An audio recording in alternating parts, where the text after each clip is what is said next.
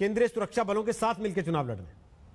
ये तो हर संवैधानिक संस्था पर उनका इल्जाम लगाने का तो ये पुरानी आदत है। हर विपक्षी दल, वो सुप्रीम कोर्ट से लेकर के सीएजी से लेकर के चुनाव आयोग से लेकर के जितनी जो अनुसंधान करने वाली संस्थाएं हैं, सीबीआई हो, ईडी हो, आईबी हो, सब पर तो यही आरोप लगाने की उनकी आदत है। सुप्रीम कोर्ट का एक जज अगर उनके विरुद्ध ऐसा फैसला देता है जो उनकी इच्छा अनुसार ना हो, उस जज का वो लोग उनका चरित्र हनन करने में लग जाते हैं, उनको ब्लैकमेल करने में लग जाते हैं। इसी तरह वो दबाव बनाते हैं जिसने इलेक्शन कमिश्नर से।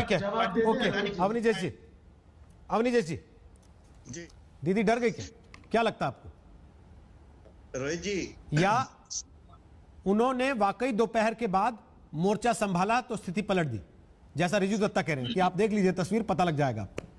देखिए रोहित जी, असली तस्वीर तो 2 मई को मालूम चलेगी। अब तक तो अगर मान लीजिए जिसके जितने दावे होंगे उसमें अगर सबको टोटल कर लिया जाए तो 294 से बहुत ज्यादा सीटें पहुंचेंगी। लेकिन एक बात बड़ी साफ सी है कि सामान्यतया मुख्यमंत्री जिस सीट से लड़ता है वो कहता है कि मैं यहाँ एक बार सिर्फ आऊंगा, उसके बाद नहीं आऊंगा। या आपके उस पर है, विवेक पर है कि मैंने जो काम किया उसके आधार पर आप मुझे वोट देना है। दीदी 3-3, 4-4 दिन नंदीग्राम में डेरा डाल के बैठती है, इसमें क्या दिखाई देता है? ये सामान्य सी बात है, सामान्य ज्ञान की बात है। इसमें कोई ज्यादा सही कहा जयंत घोषाल ने, रॉकेट साइंस की बात नहीं है। लेकिन जहां तक मैं ध्रुवीकरण की बात कर रहा हूं, उसमें कहते तो हैं कि दोनों तरफ से ध्रुवीकरण हो रहा है, लेकिन साथ में ये भी कह दिया जाता है कि मुस्लिम वोट बीजेपी को तो मिलेगा नहीं। ये पूरा नैरेटिव है, ये सच है कि मुस्लिम वोट बीजेपी को नहीं मिलेगा। ये किसने किया? ये ध्रुवीकरण किसने किया? ये ध्रुवीकरण किसी ने किया ना। कमलनाथ 90% मुसलमानों के वोट मांग करके भी धर्मनिरपेक्ष पार्टी रहती है।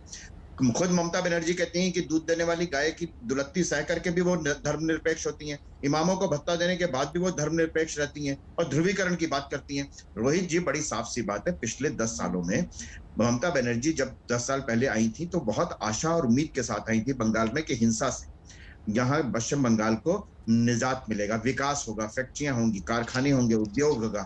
लेकिन इस 10 सालों के रिपोर्ट कार्ड में आप बताइए रोहित जी कि कहां ममता बनर्जी को आप कितने नंबर देंगे? सिर्फ टोलाबाजी, कटमनी, जिसको वो स्वयं स्वीकार कर चुकी हैं। टीएमसी के सांसद स्वीकार कर चुके हैं कि मुझे घर बनाना होता है तो कटमनी देनी पड़ती है। इसमें कहीं कोई किसी तरीके की है ना, टेलीविजन चैनल पर बैठ करके कुछ भी बोलते हैं कि बाहर के लोग आए, इधर के लोग आए। अरे ग्राउंड लेवल पर वहां पर जो पश्चिम बंगाल के लोग हैं, वहां पर लोग जानते हैं, कहते हैं और मानते हैं और सार्वजनिक रूप से स्वीकार करते हैं कि हाँ ये सच है, कटमनी की बिल्कुल है, वो भुगत रहे हैं। और जहां तक प्रधानमंत्री मोदी की बात है, बड़ी साफ सी बात है, प्रधानमंत्री मोदी का जो कार्यक्रम बना होगा वो सिर्फ प्रधानमंत्री मोदी खुद तो वहां पहुंच नहीं गए, निमंत्रण मिला।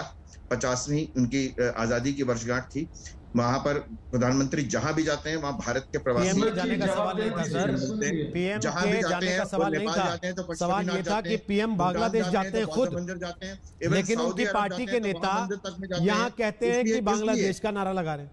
इसको डबल स्टैंडर्ड कहा उन्होंने। नहीं, अभी इन्होंने कहा ना मत्था टेकते हैं वहां पे जाकर के। हाँ, तो साथ में उसके सवाल ये था कि शुभेंदु अधिकारी कह रहे हैं जय बांग्ला का नारा लगा रहे हैं, वो तो बांग्लादेशी नारा है। नहीं, बात सवाल ये नहीं है। सवाल ये कि जय श्री राम के नारे पे दीदी कहती मेरा अपमान हो गया।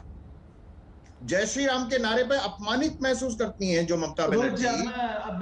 ये सबसे बड़ी बात यह है कि उन्होंने, वो कहती है चमड़ी उधेड़ दूंगी जय श्री राम के नारे पर। आज का समय जय श्री राम के नारे पर चमड़ी उधेड़ दूंगी। बहुत छोटा सा 20 सेकंड का लास्ट कमेंट आप करना चाहते हैं, कर लीजिए, केवल 20 सेकंड।